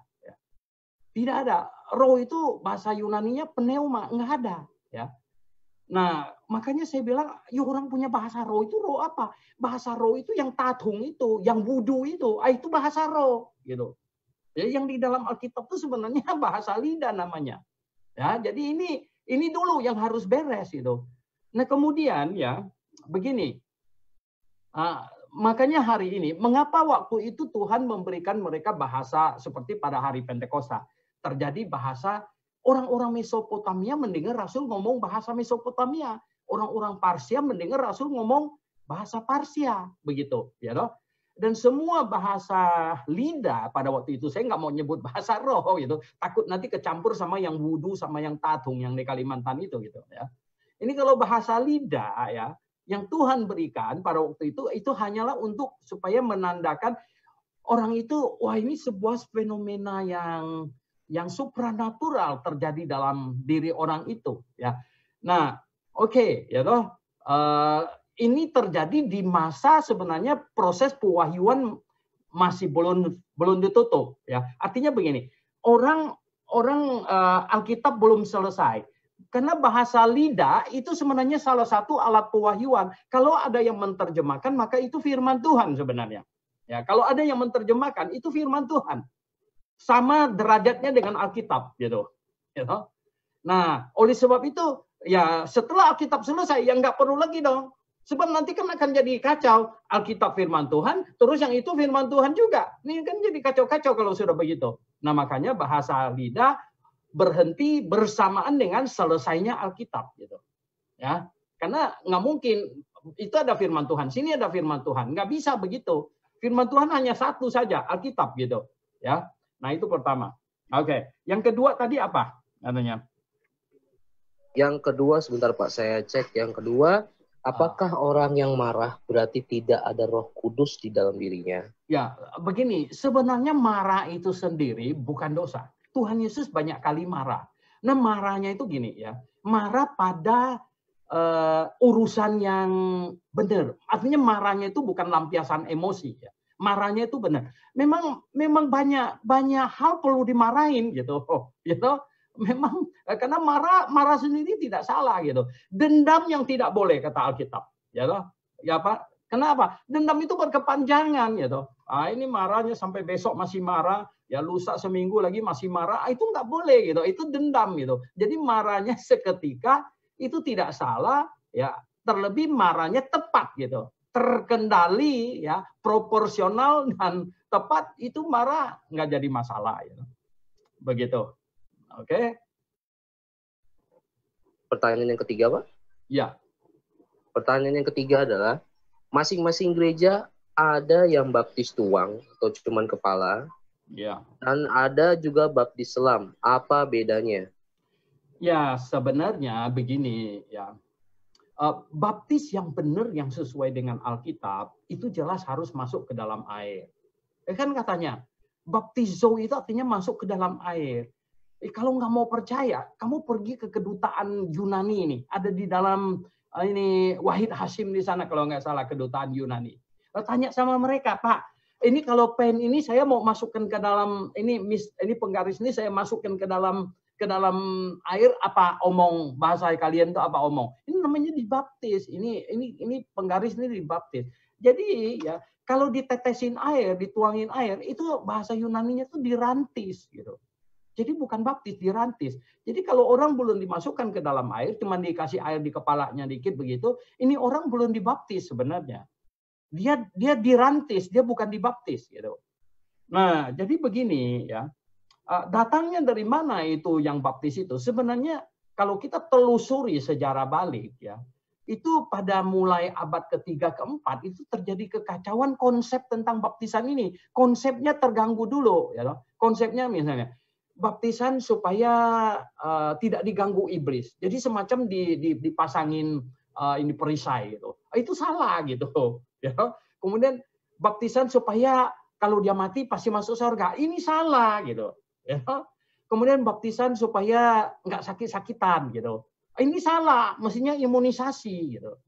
Jadi ini konsep-konsep yang salah ini, nah menyebabkan orang membawa orang sekecil mungkin untuk dibaptis supaya nggak sakit-sakit kan, makin kecil makin bagus gitu. Nah, ini kan sudah kesalahan konsep dulu. Dari kesalahan konsep kemudian ya akhirnya menyebabkan kesalahan prakteknya.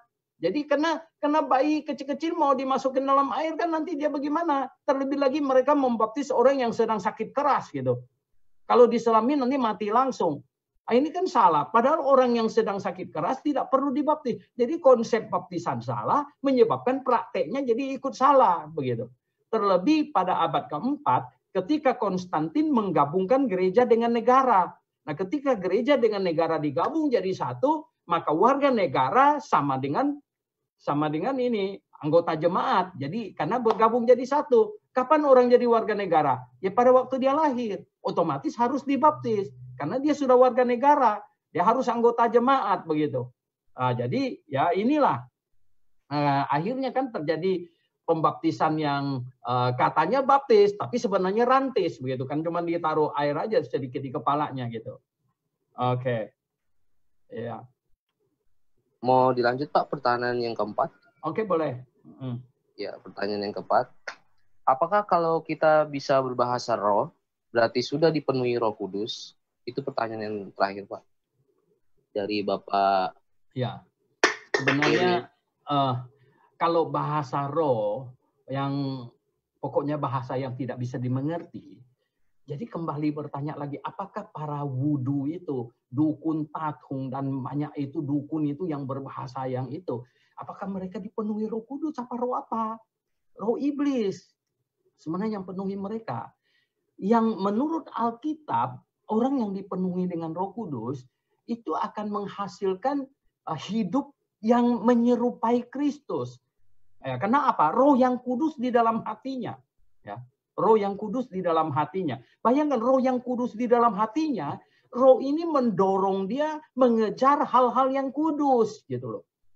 Ya, roh ini mendorong dia, roh ini menarik dia untuk menyukai hal-hal yang kudus gitu.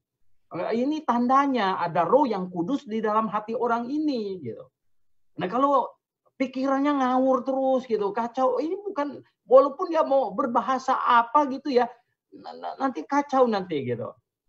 Nggak bisa. Kalau ada roh yang kudus di dalam hati orang itu, roh itu akan mempengaruhi dia, menarik dia, ya, mengarahkan dia untuk memiliki hidup yang makin hari makin kudus gitu. Ya, kalau hidupnya kacau, ini nggak mungkin ini. Nah, bahasa yang sekarang saya nilai kacau-kacau. Oh, dulu waktu saya muda itu di situ gitu. Ya, waduh jungkil balik dah ya. Waktu saya muda dulu itu. Itu apa? Ya, karena lihat sebelahnya sudah ngomong begini, dia nggak ngomong jadi ikut-ikutan, ya loh. Ada satu jenis yang itu adalah apa? Itu efek psikologi. Anda boleh tanya psikiater. Itu kalau ada orang berbicara yang bahasa yang dia tidak bisa mengerti segala, itu jenis penyakit jiwanya apa namanya gitu. Ya. Ini tanya psikiater. Ada handbooknya ada itu di situ tulis itu. Dan yang ketiga ini ada makhluk lain di dalam orang itu. Ini sangat bahaya. Ini sangat bahaya. Jadi ikut-ikutan ya karena psikologi atau karena ada penumpang gelap di situ. Ini sangat bahaya. Ya. Nah, oleh sebab itu ya kita bilang bahwa marilah kita percaya kepada Tuhan yang sesuai dengan Alkitab. Ya, yang sesuai dengan Alkitab. Supaya apa? Pak Poli itu ya toh. Jangan sampai nanti Tuhan enyahkan. Enyalah kamu katanya. Wah, itu bisa gawat sekali kita. Oke. Baik. Masih ada pertanyaan, Pak? Bapak masih mau lanjut? Atau... Boleh, sampai jam 6 kan kita? Iya, oke Pak. Pertanyaan yang selanjutnya adalah dari Bapak atau Ibu Aswin Nandika, DCA Putra. Selamat sore Pak Suhento. Ya. Mau tanya, apabila sudah dibaptis Roh Kudus atau lahir baru pasti akan diselamatkan, walaupun nantinya dia berdosa. Doktrin ini banyak disebut one safe, always safe. Sekali diselamatkan akan selalu diselamatkan. Terima kasih Pak. Iya. Topik satu ini sebenarnya nanti akan didebatkan pada hari Kamis, ya, antara Dr. Stephen Liao anak saya dengan yang dari kelompok Calvinis itu ya. Ini topik one safe always safe sebenarnya, ya. Topik one safe always safe ini dan Kamis malam, ya, ini kan hari ini Jumat, berarti kurang lebih 1 minggu lagi. Kamis malam saya akan membahasnya tuntas, one safe always safe itu seperti apa gitu yang benar itu, ya. Nah ini Ibu bisa ikut waktu itu nggak? Akan lebih ini, ya, akan lebih penuh gitu ya, lebih seru gitu ya. Cara ikutnya simple ya, itu di YouTube itu ya, kita ada akun GBA Grafe di YouTube ya, atau di Facebook GBA Grafe, itu sudah bisa ikut itu ya. Nanti Kamis jam 10 itu debat. Itu debat terakhir. Karena debatnya tulip ya, TULIP ya. Jadi TULIP ini sudah debat yang kelima nanti Kamis ini, yaitu mengenai P ya, mengenai one safe always safe. Sebenarnya begitu. Oke ya. Baik, nanti itu lebih seru gitu ya. Begitu. Karena ada counternya gitu, ada counter dari pihak Calvinis gitu ya. Itu akan lebih seru gitu. Baik Pak, ini ada lagi pertanyaan masih masuk nih Pak. Bapak mau lanjutkan atau? Boleh sampai jam 6. Ya. Oke. Dari Bapak Matus, ada ayat mengatakan pengetahuan nubuat glosolalia akan lenyap, tapi iman dan harapan dan kasih kekal. Tanya, berarti sekarang pengetahuan sudah lenyap silangan dengan nubuat dan glosolalia. Ya, itu kan yang di 1 Korintus pasal 13. Saya bacakan ya. 1 Korintus pasal 13 ya. Itu kan ada omong begini. 1 Korintus pasal 13 di ayat yang 8. Kasih tidak berkesudahan. Nubuat akan berakhir. Ya, bahasa lidah, ya bahasa rohnya, bahasa lidah akan berhenti. Pengetahuan akan lenyap. Sebab pengetahuan kita tidak lengkap dan nubuat kita tidak sempurna. Tetapi jika yang sempurna tiba, maka yang tidak sempurna itu akan lenyap. Nah, yang sempurna di sini, ya, kalau kita telusuri bahasa aslinya, itu di situ tulis toteleon. Nah, toteleon kalau kita cek di kamus bahasa Yunani semuanya, itu bentuknya adalah dia itu netral. Ya, kita tahu kalau bahasa Yunani itu ada maskulin. Ya, itu artinya jantan ya, laki-laki, feminim itu perempuan ya, atau betina gitu. Kemudian netral itu artinya yang tidak ada kelamin punya, gitu. Ya, tidak ada kelamin.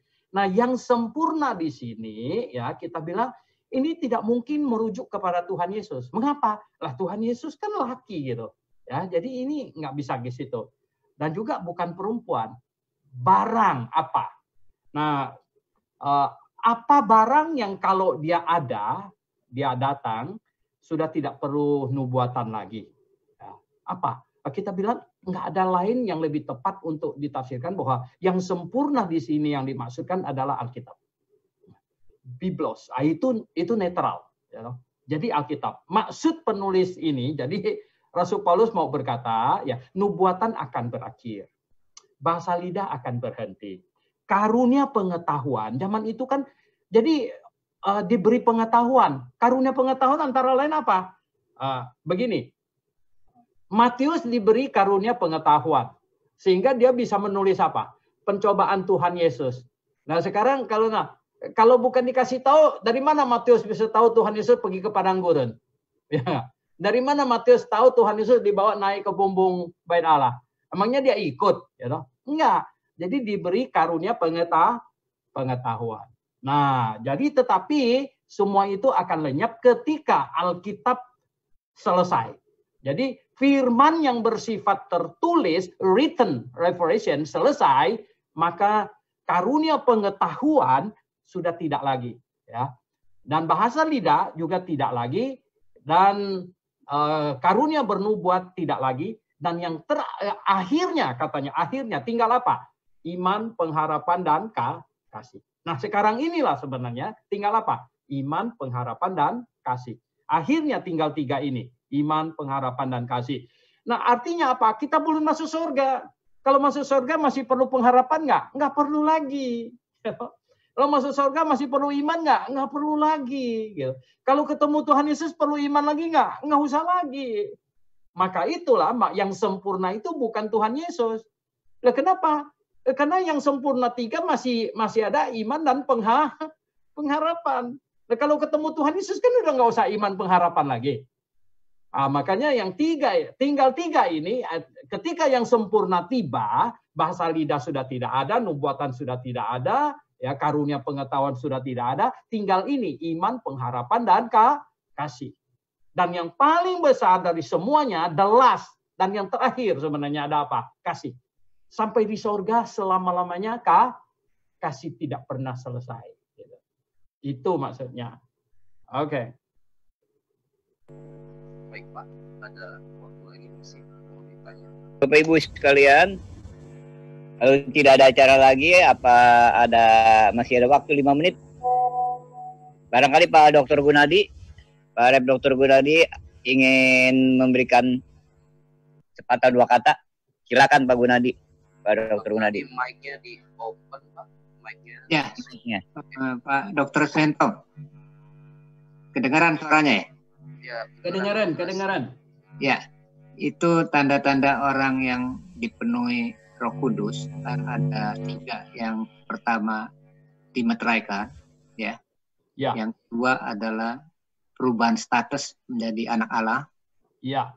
Yang ketiga adalah kekudusan, ya, yang selalu cenderung kepada berbuat kudus, begitu. Betul. Lah, kekudusan yang selalu cenderung berbuat kudus ini digerakkan oleh apa nih? Sehingga orang itu di dalam proses kehidupannya tidak menyimpang ke kanan ke kiri, selalu taat pada firman Tuhan. Sedangkan pendeta yang di Surabaya 16 tahun mengalami penjinahan. Kenapa? Penyebabnya apa? Ya, nah itu dia. Begini, kita dikasih posisi orang kudus pada waktu kita bertobat. Kita dapat posisi orang kudus. Makanya Paulus tulis kepada orang-orang kudus di Efesus, kepada orang-orang kudus di Korintus. Jadi posisi orang kudus ini kita dapat karena kita tukar dengan Tuhan Yesus. Kita tadinya orang berdosa, Yesus Kristus orang kudus. Jadi Yesus ambil posisi kita yang berdosa, disalibkan, dan dia kasihkan kepada kita posisinya yang kudus. Ya, jadi kita ini anak iblis. Yesus ambil posisi kita, disalibkan, dimatikan, dan dia berikan kepada kita posisinya yang anak Allah. Sehingga kita disebut anak Allah. Ini posisi kita dapat. Gratis, hanya dengan iman. Hanya dengan iman. Yang kedua, kita dapat hati yang kudus. Roh yang kudus. Roh yang kudus ditaruh, tempatkan dalam hati kita. Nah, tapi kita masih ada daging. Jadi daging kita ini dengan roh di dalam kita ini tarik-tarikan. Makanya di dalam banyak surat Rasul Paulus bilang apa? Kita harus lebih mengikuti kehendak roh daripada kehendak daging. Begitu. Jadi tarik-tarikan. Nah, oleh sebab itulah roh yang tinggal di dalam hati kita mendorong kita, menarik kita untuk menyukai hal-hal yang kudus, gitu. Hal-hal yang kudus. Nah, tetapi daging kita, ya, dan dunia dan iblis yang selalu menggoda berusaha untuk menarik kita yang berlawanan. Inilah. Maka itu ya firman Tuhan mengingatkan kepada kita bahwa kita harus selalu ingat bahwa ini pertempuran yang selalu kita harus tahu Dan seharusnya kita menjadi pemenang. Pemenang itu bukan bisa bikin mujizat. Pemenang hidup memuliakan Tuhan. Hidup memuliakan Tuhan. Nah, sebenarnya di dalam 2 Korintus pasal 7 ayat 1. Di situ ada ini. 2 Korintus pasal 7 ayat 1, ya, di situ ada omong begini. Saudara-saudaraku yang kekasih, karena kita sekarang memiliki janji-janji itu, marilah kita menyucikan diri kita dari segala pencemaran jasmani dan rohani, dan dengan demikian menyempurnakan kekudusan kita dalam takut akan Allah. Jadi gini, kita sudah dapat posisi orang kudus. Hati kita ditiami oleh Roh Kudus. Dan yang ketiga sebenarnya, kita disuruh membangun karakter yang kudus. Ya, membangun karakter yang kudus. Ya, sudah ada posisi yang kudus, sudah ada hati yang kudus. Sekarang kita membangun karakter yang kudus. Nah, membangunnya apa? Di sini ada dikatakan, ya, dalam takut akan Allah. Takut akan Allah. Jadi kita harus selalu ada rasa takut akan Allah. Ya, rasa takut akan Allah. Ini penting, ya. Rasa di dalam hati ada mengasihi Tuhan, ya. Saya begini, ya. Seorang suami yang sangat mengasihi istrinya, dia nggak tega untuk mengkhianatinya. Seorang istri yang sangat mengasihi suaminya, dia tidak tega menyakiti hati suaminya. Itu, ya. Sama dengan kita, Tuhan mau tuh kita itu kasih. Begitu kita mengasihi Tuhan dan Tuhan mengasihi kita, kita tidak tega menyakiti hatinya sedikit pun. Nah, saya bilang yang di Surabaya itu, ini kacau. Karena kekacauannya apa? Persoalannya sekarang ini adalah apa? Ini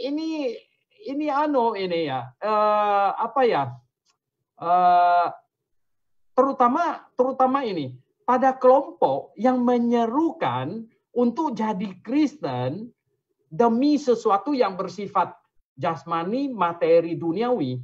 Ini kacau. Ya.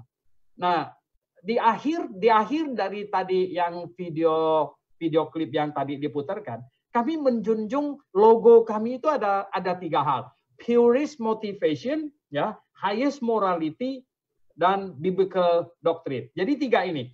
Ini tiga kaki apa ini? 3 tungku ini, 3 tungku. 3 tripod ini. Ya, kalau kita mau to style, kita mau ini kan taruhnya mesti tripod ini, ya. Kalau 2 ini bisa nggak? 2 nggak bisa, ini tumbang, ya. 2 ini akan tumbang gitu. Nah, kalau 3 bisa gitu. Tripod ini, ya. Purest motivation, motivasi yang termurni. Nah, 2, highest morality, moral yang tertinggi. Dan baru biblical doctrine, doktrin yang Alkitabiah. Jadi gini, ini kalau orang disuruh jadi Kristen, kalau gereja menarik orang segala macam, motivasinya sudah mulai kacau, ini sudah menuju ke Kristenan yang kacau. Ya. Kalau motivasinya kacau, gitu. Nah, kita lihat motivasi apa?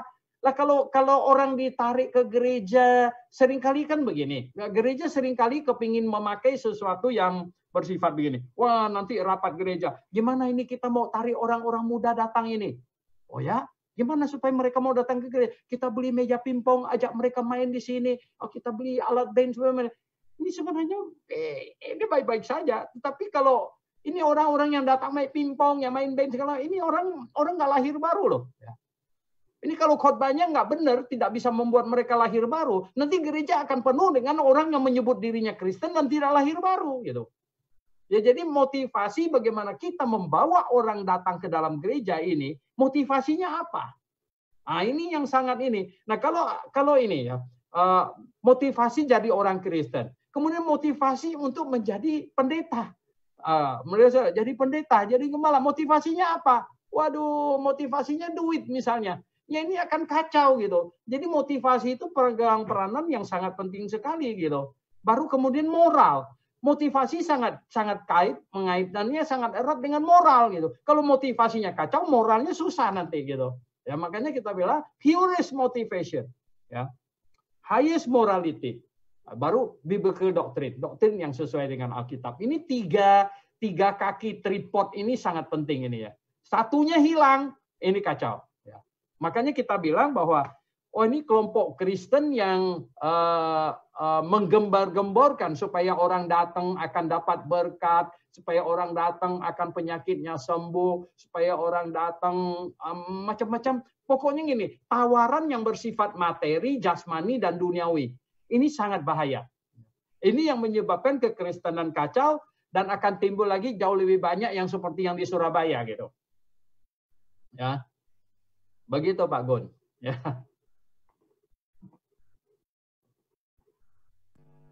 Cukup jelas Pak Peter. Sudah waktunya tutup dalam doa Pak Peter.